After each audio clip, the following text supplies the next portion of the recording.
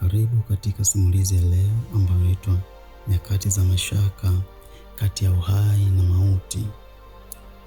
Hii ni simulizi ya Katembo kuhusu kipindi ambacho alikuwa mvuvi huko kijijini kwao Mtoni, kijiji kilichopo katika mwambao wa bahari ya Hindi. Hapa anazungumzia nyakati ambapo aliwahi kulia na kuomba Mungu kwa juhudi ili wapone dhidi ya kifo. Anasema ni nyakati ambazo alishuhudia nafsi za wapendwa wake zikiondoka bila kuweza hata kutoa msaada. Anasema ni nyakati ambazo nafsi yake ilikuwa kati ya uhai na mauti. Tega sikio tukwambie ilikuwaje. Simulizi nzima ipo hapa Storyverse Swahili. Simulizi yetu inaanzia hapa.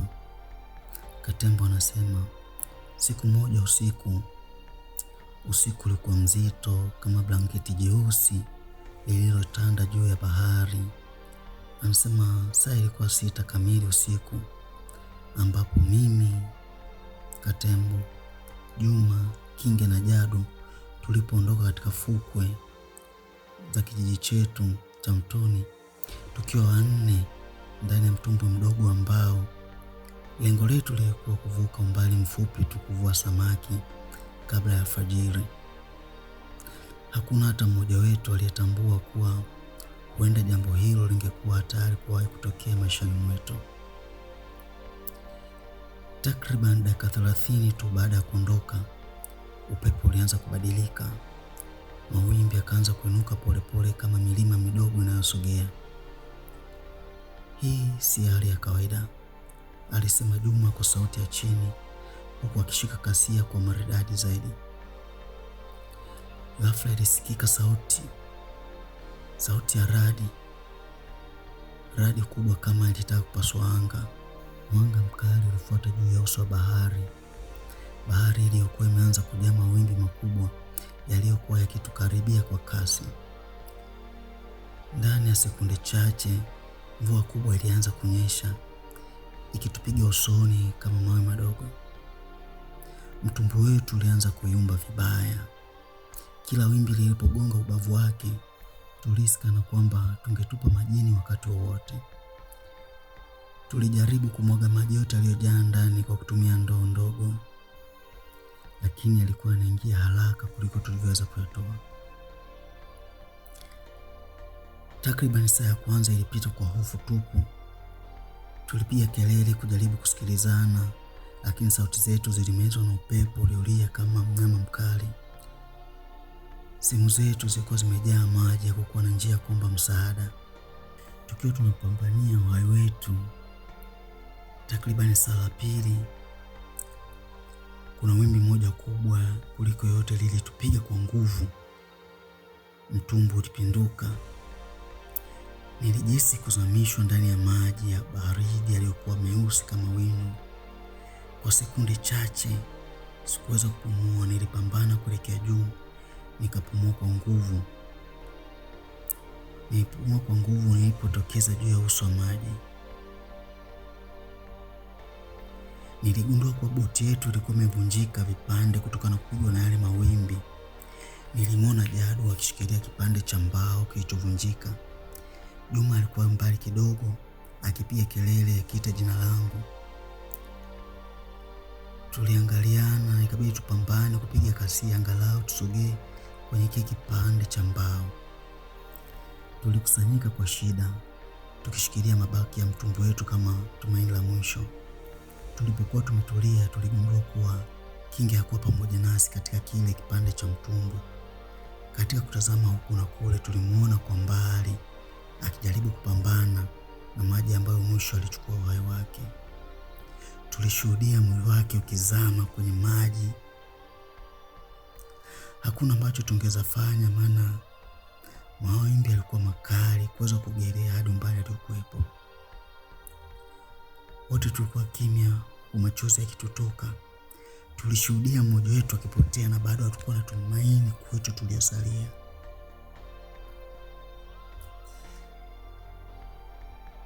Ulikuwa ni wakati wa maumivu, wakati wa mateso, wakati wa majonzi. Tuliendelea kupambania uhai wetu, tukisubiri nafasi itakapotokeza, kama tutapata nafasi ya kubaki na uhai wetu. Takriban saa ya 3, uchovu nao ulikuwa ni mwingi.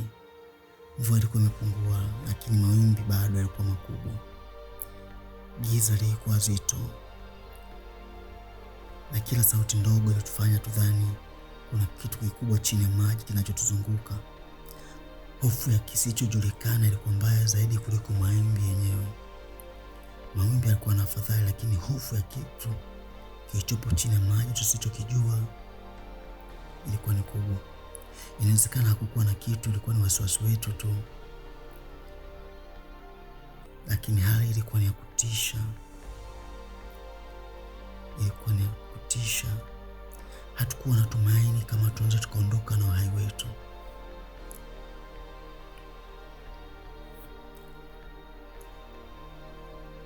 Kwa makadirio ni takriban saa ya 4. Baridi ilikuwa kali, tulihisi kabisa ikiingia mifupani. Mikono ilianza kufa ganzi. Tulijaribu kupeana moyo kwa kuzungumza, kukumbushana familia zetu na sababu ya kushikilia uhai wetu. Lakini kila dakika ilionekana kama saa nzima. Tulipigania uhai katika mazingira ambayo hayakutupa tumaini. Baridi ilikuwa kali kiasi kwamba tulianza kukitamani kifo cha haraka. Lakini tulipeana matumaini, tukiaminishana tutakuwa salama. Tulizidi kupishana story ili tusipoteze tumaini. Baada ya muda fulani tulianza kugundua kulikuwa na ukimya. Mmoja kati yetu alikuwa kimya. Jadu alikuwa kimya. Hakuchangia mazungumzo yetu wala hakuongea neno lolote. Tulijua kiasili Jadu ni mwongeaji. Kwa nini leo awe kimya? Tulijua ni ile hali. Lakini tulipogeuka kumtazama, alikuwa ameshikilia kipande cha mtumbwi, ila roho yake haikuwa pamoja na mwili. Alifariki, inawezekana ni kutokana na baridi kali, ila alibaki akiwa ameshikilia kipande cha mtumbwi. Mimi na Juma tuliangaliana huku machozi yakitutoka. Tuliangua kilio ambacho hakikuwa na msaada, tukiwa tumepoteza tumaini na malaika wa kifo wakipita karibu yetu tayari kuzichukua roho zetu. Maumivu yalikuwa mazito, tukiona tayari tushapoteza pendwa wetu.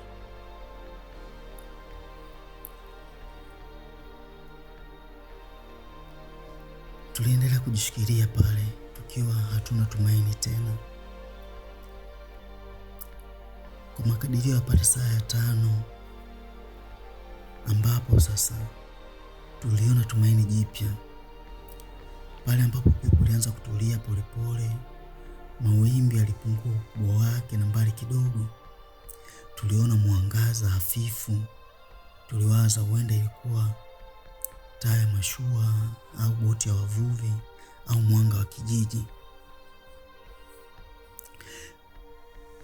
Tulikusanya nguvu zetu za mwisho na kuanza kuogelea taratibu kuelekea ulipo ule mwanga. Kila pigo la mkono lilikuwa zito, lakini tumaini lilituvuta mbele. Tukiwa tunajisogeza taratibu kuelekea kwenye ule mwanga, hatimaye tulisikia sauti ya injini. Ilikuwa mashua ya wavuvi walikuwa wakirejea ufukweni. Walituona. Walipotuona wakasogea karibu yetu, walituvuta mmoja mmoja ndani ya mashua yao. Mimi pamoja na Juma. Tulibaki mimi na Juma. Nilipotazama nyuma, bahari ile ilikuwa pana na yenye nguvu, lakini sasa kulikuwa na utulivu fulani. Niliangua kilio nilipokumbuka rafiki zangu wawili tayari wamefariki kisa hii bahari. Moyo ulijaa maumivu, huku nikiwaza ni namna gani tutapeleka habari hizi za kusikitisha katika familia zao. Baada ya kutulia, tulikuja kugundua kuwa ni masaa 6 tu yamepita tangu tulipoanza safari yetu katika ile bahari, safari ambayo imetengeneza maumivu ya milele ndani ya mioyo yetu. Tulipata msaada na kufanikiwa kuchukua mwili wa Jadu na kupeleka kijijini kwetu kwa ajili ya mazishi, lakini hatukufanikiwa kupata mwili wa Kinge hadi leo. Saa zile 6 zilionyesha jinsi bahari ilivyo nzuri na ya kutisha kwa wakati mmoja, na jinsi uhai ulivyo zawadi isiyopaswa kuchukuliwa kirahisi. Sitasahau ile siku. Mimi na Juma tumepona, lakini maumivu na kumbukumbu za mateso kutoka ile siku bado yapo moyoni mwetu. Ni siku ambayo hatutaisahau.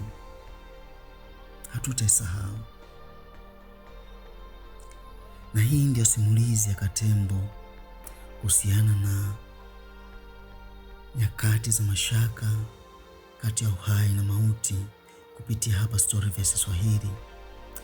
Kwa wakati mwingine tena, karibu tusikilize kupitia hapa Storyverse Swahili, ambapo tutakuwa tukikuletea simulizi zingine nzuri na za kusisimua. Usisahau kusubscribe. Asante.